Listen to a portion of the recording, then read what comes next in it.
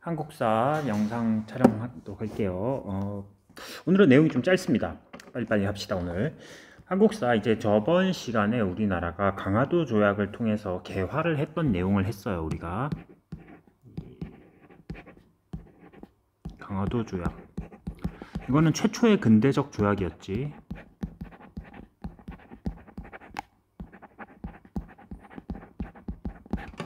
그리고 최초로 서양과 맺었던 조약도 하나 있었다. 조미 수호 통상 조약. 최초로 서양과 맺었던 조약이었지. 자, 그러고 나서 이제 조선에는 또 이때 당시에 흥선대원군은 이미 실각한 다음이야. 흥선대원군은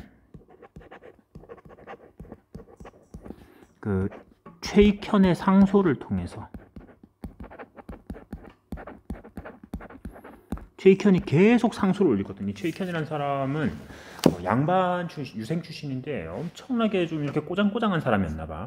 그래서 이 사람이 언제까지 이렇게 왕이 어른이 됐는데도 불구하고 흥선대원군이 계속 권력을 잡고 있어야 되느냐, 이제 흥선대원군은 뒤로 물러나라 하면서 계속 상소를 올렸고, 결국 흥선대원군은 권력에서 이제 밀려난 상태였습니다. 죽은 건 아니고 그냥 권력에서 밀려난 상태죠.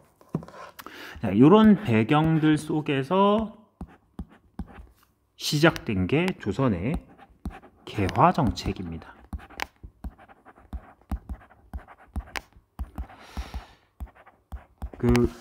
저번에 개항 했잖아. 개항은 항구를 열어준다는 거야. 항구를 열어서 이제 무역을 한다는 거고, 개화 정책, 개화라는 거는 이제 우리나라의 그런 기술 같은 걸 받아들여, 서양의 기술 같은 걸 받아들여서 우리나라를 근대화시키겠다, 발전시켜 나가겠다, 뭐 그런 거죠. 좀 다릅니다. 용어가 비슷하다고 해서 뭐 헷갈리면 안 돼. 자, 개화 정책의 추진입니다. 이 개화 정책 추진에 영향을 미쳤던 사람들이 있어요. 그 전부터 이 통상개화론이라는 게 꾸준히 주장이 됐어. 통상개화론을 했던 사람은 박규수, 오경석, 유홍기, 이런 사람들입니다. 저번에도 간단히 언급했지만 이 박규수란 사람은 제너럴 셔먼호 사건 당시에 평안 감사였던 사람입니다. 그리고 연안 박지원이라는 사람의 후손이기도 합니다. 이 사람은. 자, 개화 정책을 추진을 합니다. 이때 당시에 우리가 모델로 삼을 수 있는 나라가 두 개 있어. 뭐 영국, 미국 이런 데 너무 멀잖아. 가까이 있는 나라 중에서 일본하고 청나라의 모델이 있습니다. 일본은 메이지 유신이라는 거를 하고 있었어. 메이지 천황 시대에 시작된 건데, 메이지 유신을 통해서 좀 서양의 제도와 이런 거, 문물, 기술 이런 걸 다 받아들이자, 완전 개조를 하자는 입장이면은, 청나라에는 양무운동이라는 게 진행 중입니다. 이거는 중체 서용이에요. 중국계의 몸체가 되고 서양의 기술만 이용하자. 그러니까 메이지 유신은 완전 뜯어 고치자고, 중체 서용은 좀 온건적인 방식이고, 요 두 가지 중에서 이제 우리가 모델을 택하는 상황입니다.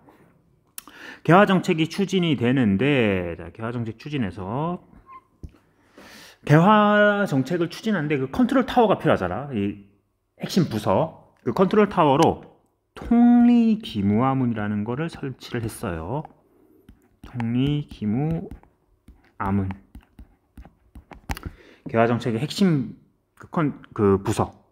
그리고 개화의 상징적인 군사 부대도 만듭니다. 왕의 힘을 강화시키기 위해서 군 부대를 만들어. 바로 별기군이라는 부대입니다. 별기군. 기존의 군대는 우리나라에 오군영이라고 있었는데, 오군영, 이 오군영은 구식군인 그렇게 부르고, 얘네들은 이제 좀 월급도 제대로 못 받고 차별을 받는 데 비해 별기군은 뭐 무기도 좀 좋은 거 주고, 옷 같은 것도 제일 좋은 옷으로 입고, 그리고 양반 자제들을 뽑고 이러면서 특별 대우를 받아.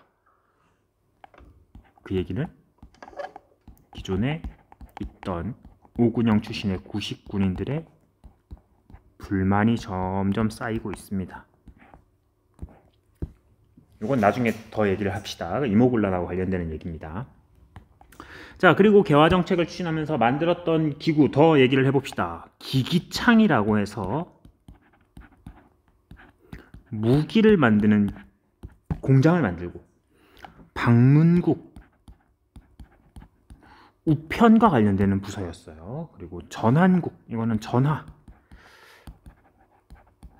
이런 기구들을 만들면서 우리도 서양처럼 이렇게 발달을 해 나가자 하면서 개화 정책이 추진됩니다. 당시 이 개화 정책을 추진했던 거는 고종하고 그리고 그의 부인이었던 명성황후의 민씨 세력. 명성황후가 민씨거든, 성이. 민씨라서 그 일가들, 민씨 세력들이 중심이 돼서 개화 정책을 추진을 해 나갔습니다. 자, 이 개화 정책을 추진하는데 이 사람들이 모델을 삼은 게 있잖아. 일본 청나라 이 모델들 사절단을 보내요. 서양에 보낸 사절단. 보고 뭔가 다른 나라들은 어떻게 하는지 봐야지 이제 그걸 가지고 우리가 가져와서 좀 정책을 할 수 있겠지. 자, 그 사절단들 이름이 조금씩 다릅니다. 국가별로. 일본에 보낸 사절단은 수신사라고 해. 옛날에는 통신사라고 보냈는데 이제는 수신사, 받아들이다. 그 영어에서 뭐 수동태 이런 거 나오잖아. 그게 받아들이는 거잖아. 그 능동 수동할 때 그 수. 이제 받아들이는 수신사. 당시 2차 수신사로 갔던 사람이 대표적입니다. 2차 수신사로 갔던 김홍집이라는 사람이 이거를 가져왔죠. 앞에서 지난 시간에 했습니다. 조선책략이라는 책을 가져왔고, 이 조선책략 때문에 맺어진 조약이 이겁니다. 조미소 통상조약. 자, 수신사 말고도 젊은 이 양반들을 갖다가 일본으로 또 보내요. 조사시찰단. 수신사는 좀 이렇게 정식 사절단이었다면은 이 양반 자제들을 이렇게 좀 비공식 루트로 좀 보내려고 해요. 얘네들을 정식으로 보내려니까 그 조선의 성리학자들이 난리가 납니다. 왜 일본에서 가서 그 문물을 받아오려 하냐? 그래서 막 반발을 해요. 그 흥선대원군 같이 그 통상수교 거부론자들이. 그래서 이 사람들을 어떻게 보내냐? 암행어사로 임명을 해. 박문수 알지? 암행어사. 암행어사로 임명을 해서 전국으로 이렇게 보내요. 전국으로 쫙 보냈다가 몇 월 며칠에 부산으로 딱 집결 몰래. 그래서 그 부산에서 확 넘어가 버립니다. 몰래 이렇게 보냈던 조사시찰단. 여기에 대해서 추가로 조금만 더 얘기를 하면은 옛날에는 이것이 이렇게 부르기도 했어. 옛날에는 이렇게 불렀습니다. 신사유람단. 근데 이거는 유람하러 갔다, 뭐 놀러 갔다 이런 느낌이 좀 있잖아. 이게 좀 이들을 비하하는 표현이죠. 조사시찰단이 맞습니다. 예전 표현이에요. 이거는 지우겠습니다. 그냥 참고로만 알아주세요. 이거는.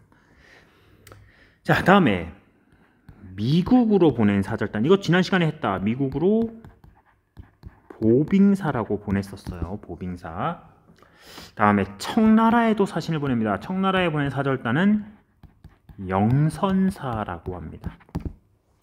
자, 이렇게 사절단들을 보내면서 서구와 그 청나라, 일본의 그 개화 정책들을 어떻게든 받아들이려고 노력을 했습니다.